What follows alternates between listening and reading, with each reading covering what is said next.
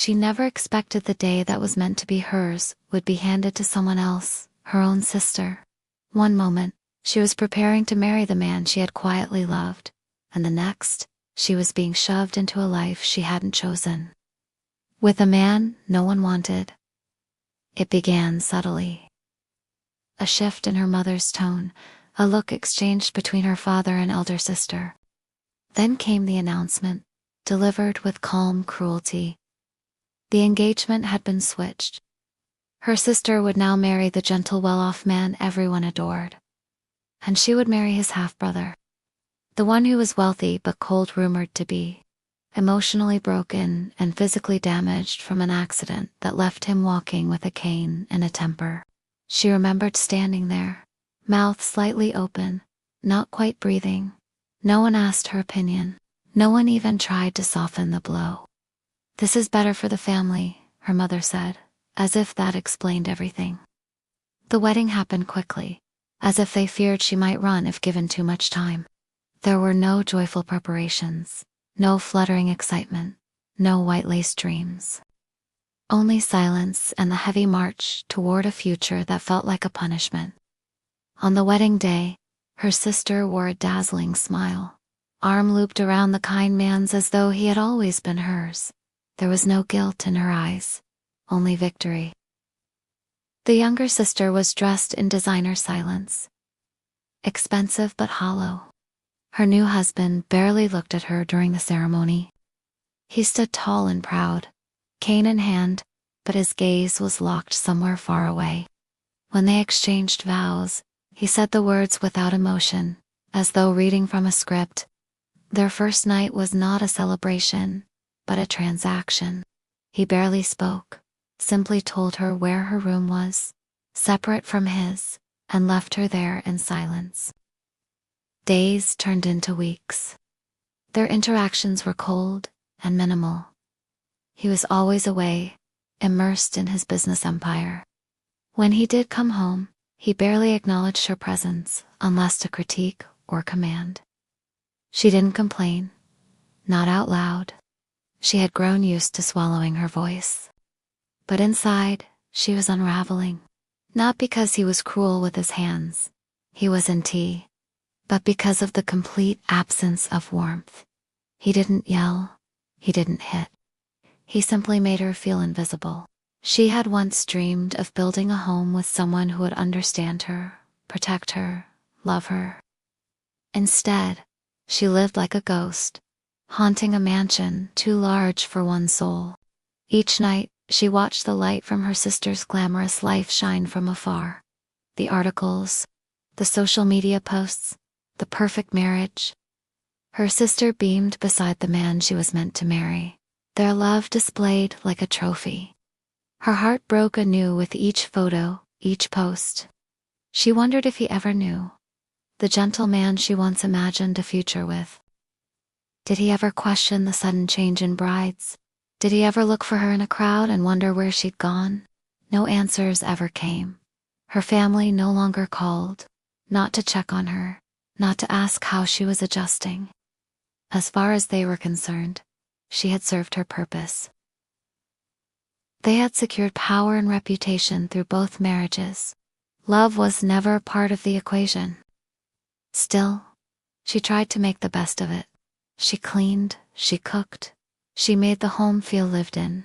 Her husband never acknowledged it, never said thank you, never asked her why she tried so hard. He simply came and went like a storm she couldn't predict. One night, she stood in front of the mirror, looking at a face that had aged too quickly. Her eyes, once filled with quiet joy, now held only exhaustion. She whispered to her reflection, "Is this all there is?" She didn't know who she was asking. Herself, the universe. No one answered. But that night, she began to write, not letters to anyone, just thoughts, feelings, truths she couldn't say out loud. She wrote about the betrayal, the loneliness, the confusion. She wrote about the man she had lost and the stranger she had married. And though her hands trembled, her words poured out strong. Writing became her anchor. The one place where she didn't have to pretend. And slowly, through the ink, she remembered the girl she used to be. The one with dreams. The one with fire. She wasn't gone, just buried. But now, she was beginning to stir. The days that followed blurred into a pattern of stillness and routine. Mornings were silent. Afternoons were hollow. Nights were the loneliest. She would sit by the window and listen to the wind, imagining it might carry a message, a whisper from the world outside, or from the woman she used to be. She had mastered the art of invisibility, moving through the house without sound, completing chores no one asked her to do, smiling faintly at the staff who offered nervous nods in return. In this house, she wasn't a wife. She was a placeholder. Her husband remained distant, sometimes cold, sometimes polite, but never kind. He rarely made eye contact. When he spoke, his tone was clipped, efficient, emotionless, like speaking to an assistant, not a partner. His injury slowed his steps, but it did not soften him. He walked with a cane, but his pride stood taller than any wound. She used to flinch at his silence, hoping he might one day ask her how she felt, where she hurt, what she dreamed of. Now, she was learning that silence could be a shield. As long as he kept his distance, she could keep her pieces intact. One morning, something changed. She went to retrieve the mail, a task she had taken upon herself just for the sake of movement, and found an envelope with no name, no return address, just her initials scrawled in tight handwriting across the front. Inside, a single slip of paper. You were never meant to live like this. No signature, no explanation, just those 8 words, and yet they struck harder than anything her husband had ever said. She read it again, pressed the paper to her chest and felt, for the first time in months, someone out there saw her. Someone remembered she existed. For the rest of the day, she carried the note in her pocket. It was small and weightless, but it grounded her more than all the marble floors and crystal chandeliers ever had.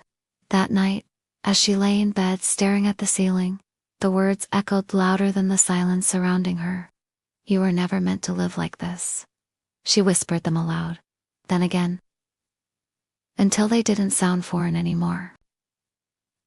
The next morning, she pulled out the old notebook she had hidden in the bottom drawer of her vanity, the one she had been writing in since her wedding night. She turned to a fresh page and wrote, "Maybe not. Maybe I was meant for something more." From then on, writing became her secret rebellion. She wrote during stolen moments. When he was away, when the staff had gone home, when the house felt like it had exhaled. She wrote letters she never sent, confessions she never shared, stories she'd once imagined for herself. One night, after finishing her writing, she stood in front of the mirror and stared at her reflection. Her eyes were sharper now, less hollow.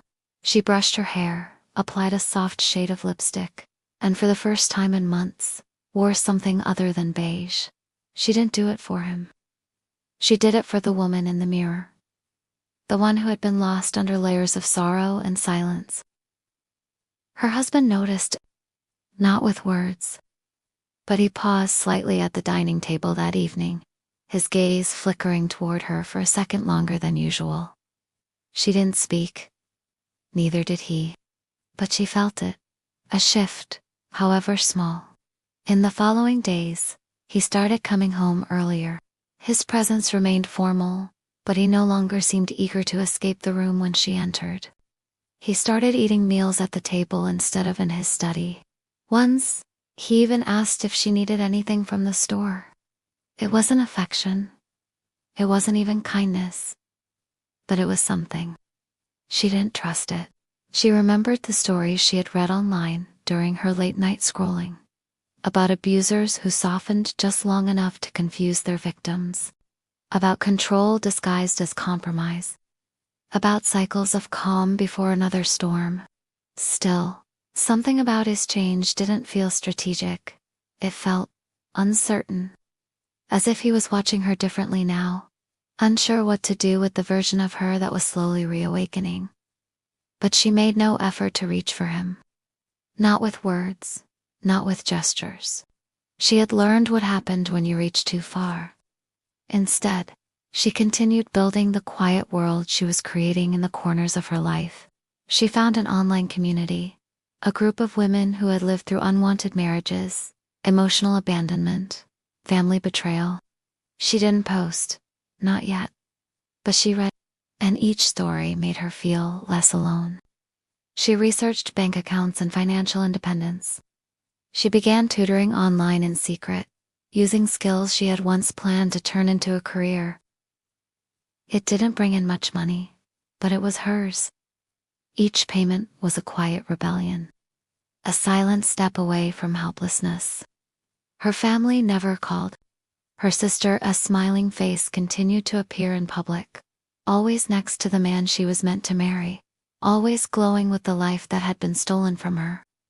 She tried not to look, but sometimes, when she was weak, she did, and every time, it burned.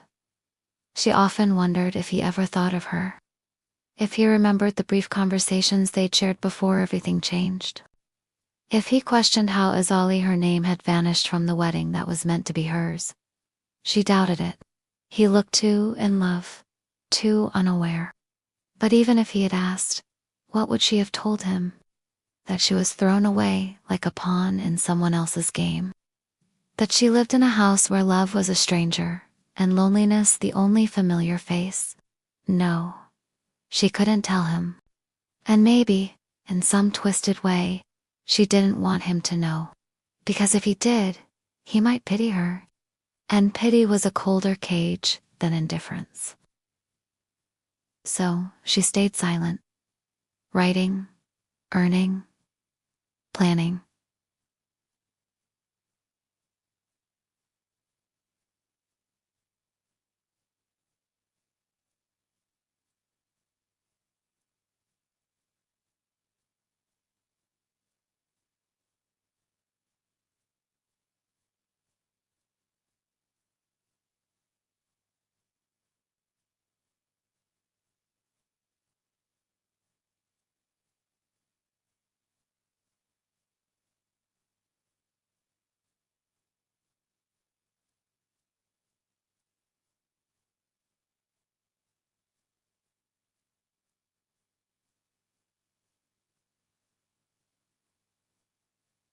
MCL1L. But to walk, head high, eyes forward, away from a life she never chose, and toward the one she would build with her own hands. Weeks passed, and the house no longer felt quite so suffocating. She moved through the rooms with a little more purpose, a little more defiance. Her days began to fill with small victories, a message sent without hesitation, a lesson taught without fear, a moment of silence.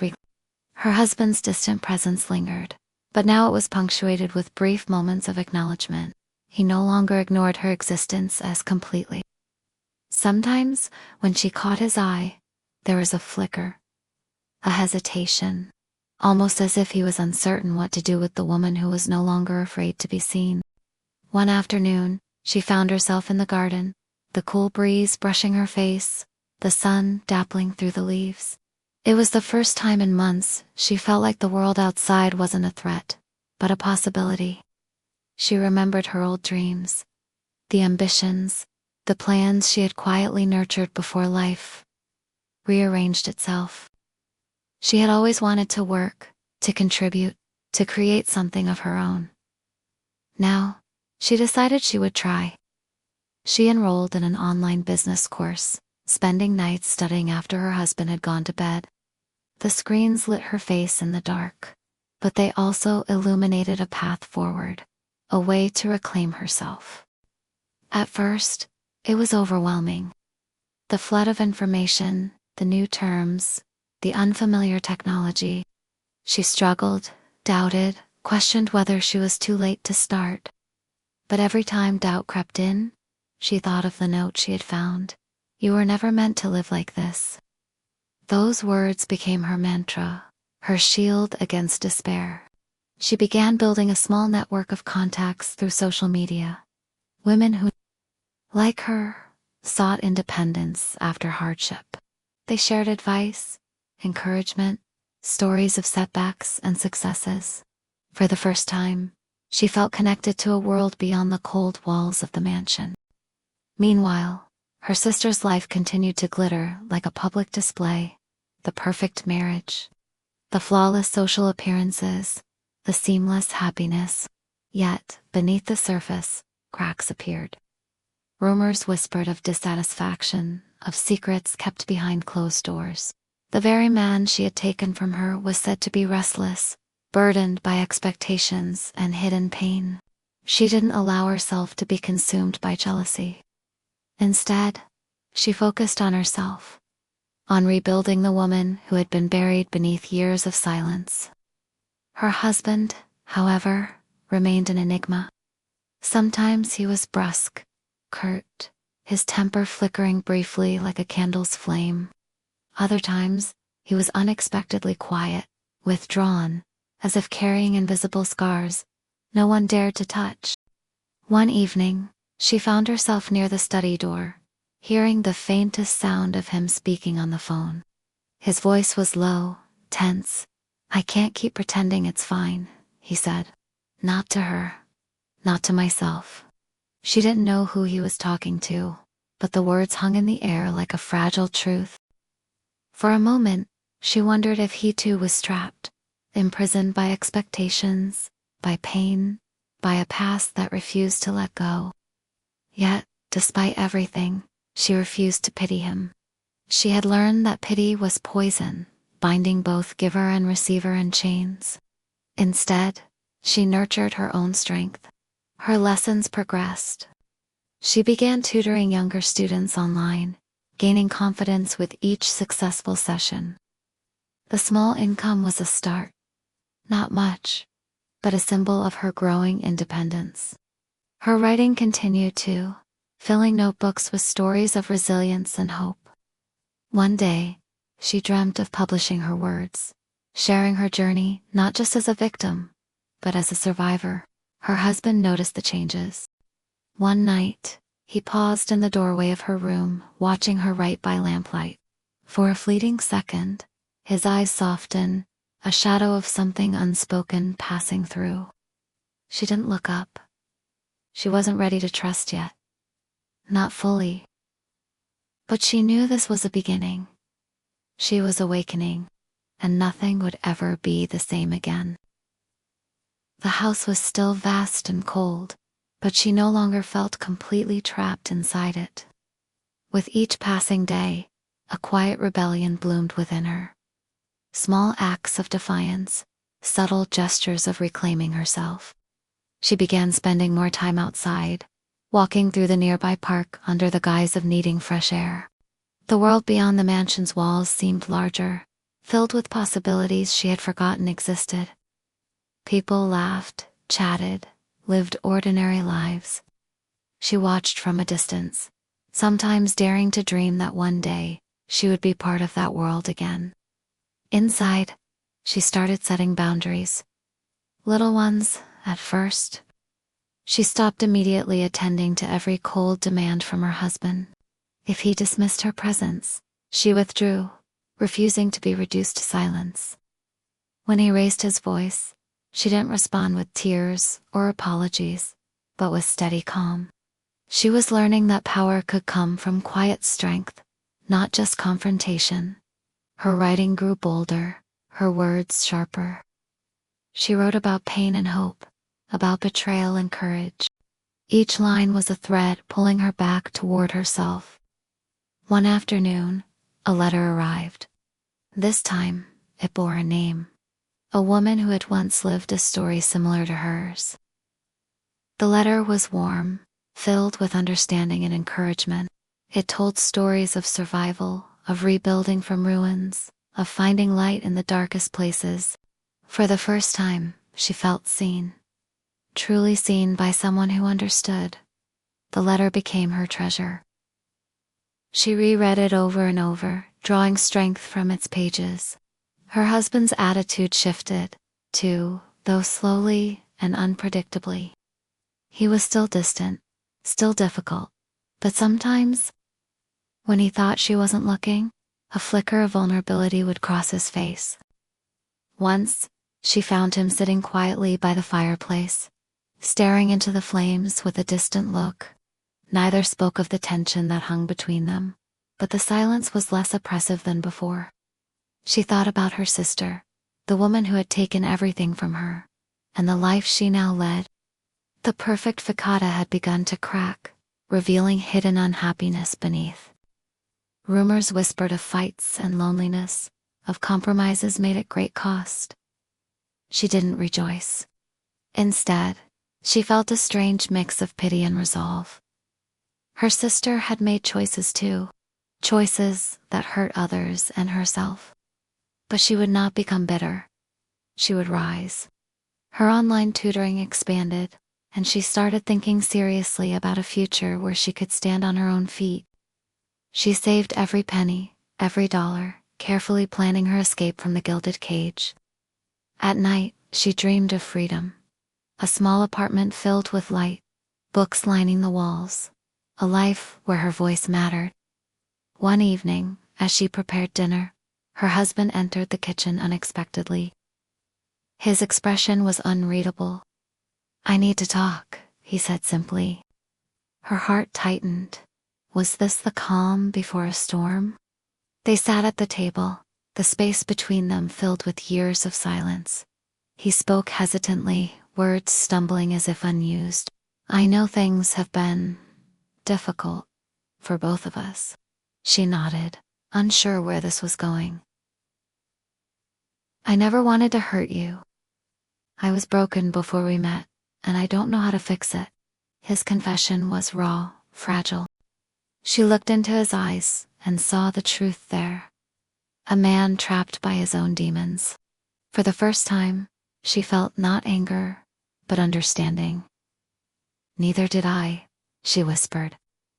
They talked for hours, peeling back layers of pain and regret. It wasn't a fairy tale reconciliation, but it was real. That night, something shifted.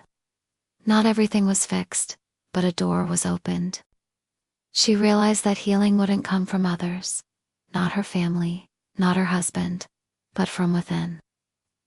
And with that, she took her first true step toward freedom. The days grew warmer, but the chill inside her heart was finally thawing. That night's conversation with her husband had left a lingering sense of possibility. Fragile, but real.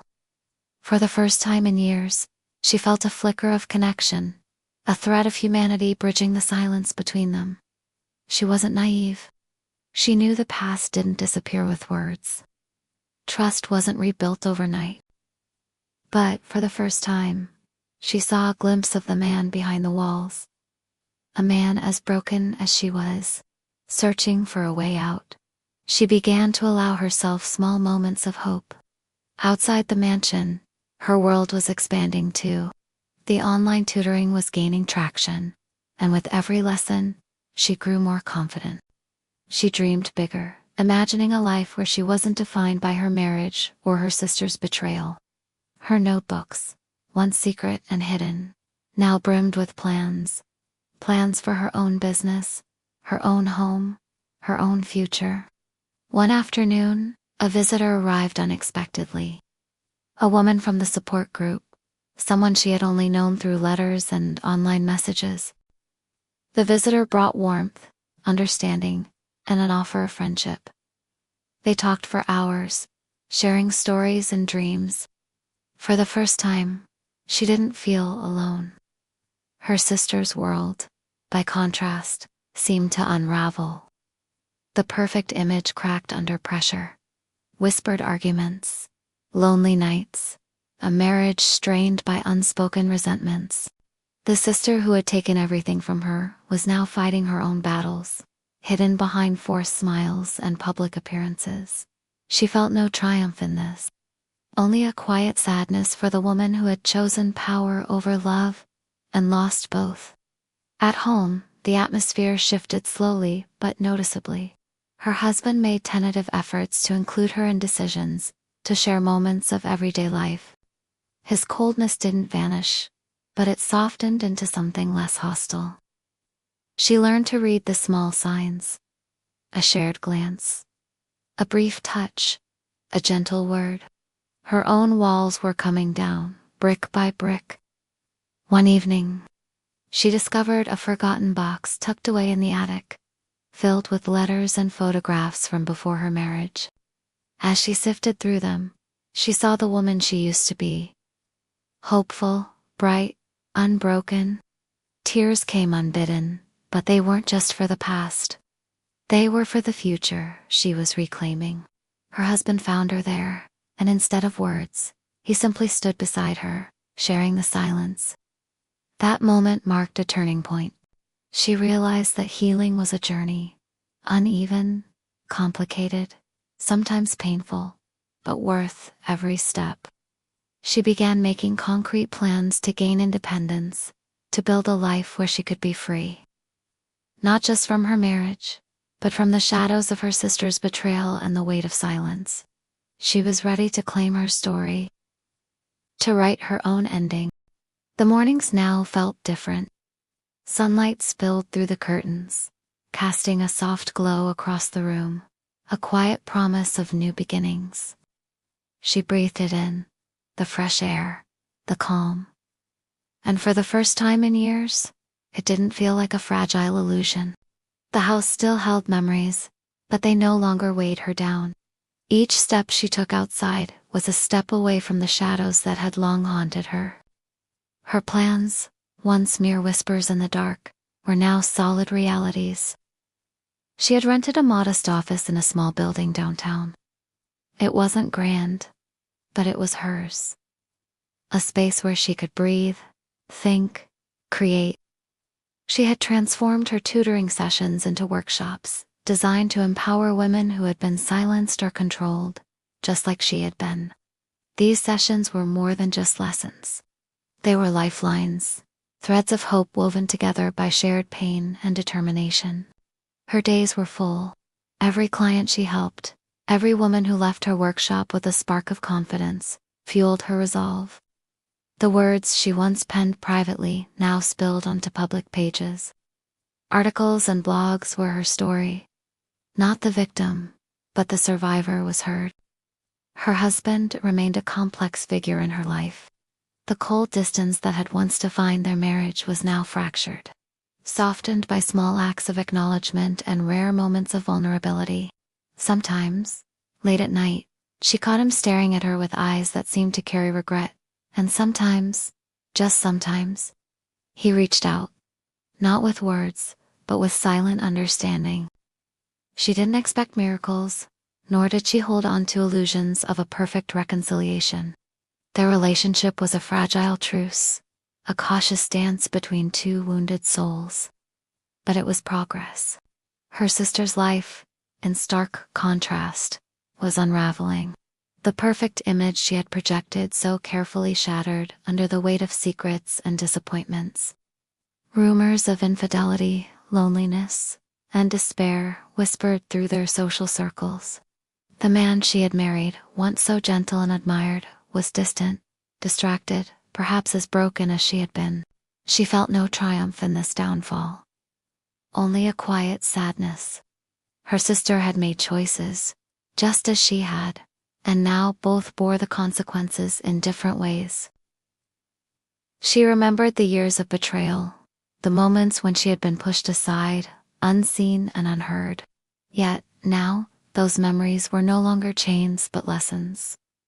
Painful, yes, but necessary. They had taught her resilience, the power of self-worth, and the courage to rewrite her own story. Her business grew steadily. She hired a small team, women who shared her vision and her passion.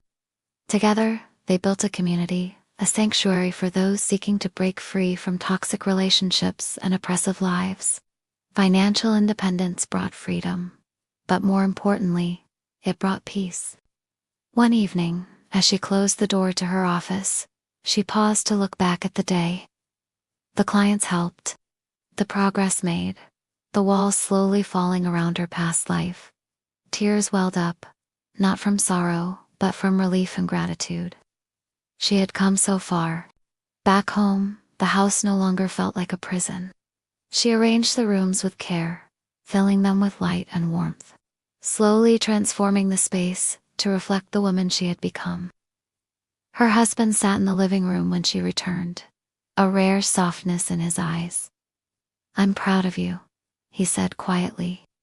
She smiled, surprised, then nodded. "Thank you." There was no grand declaration, no sudden change. Just a moment of honesty, of mutual respect. It was enough. The future was uncertain, but she welcomed it with open arms. No longer defined by her sister's betrayal or her husband's coldness, she stood strong, a woman reborn. Her story was hers to write, no longer a tale of pain and silence, but one of strength, hope, and renewal. As dawn broke the next morning, she felt ready to face whatever came next, because this time, she was walking forward on her own terms. And that made all the difference.